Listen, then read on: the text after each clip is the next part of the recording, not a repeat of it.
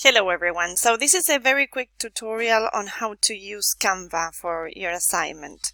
So basically you go to canva.com. Of course you have to create an account first.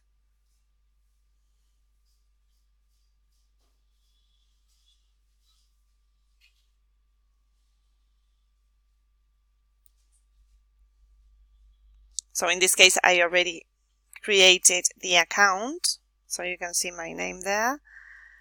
And here where you search, you actually write cuadro comparativo because it's in Spanish.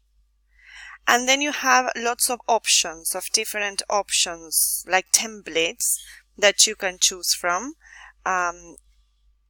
Imagine you choose this one, types of rocks, then you can go to this page and edit it.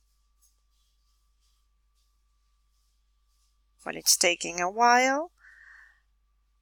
So here you can edit it, you have different elements, pictures, videos. Well, you can go over it, it's very easy to use. And then here on the right hand, on the upper right hand corner, you have this share button. So there you can click all the email addresses you would like to share it with, right? So this would be the addresses of the people in your team. So you send the invites in this link here, and then you can all see the different things that the others have already changed.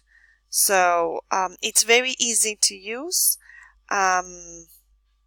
and then it's very easy to share as well. So if you have any other questions, please let me know. You have the options of downloading it too.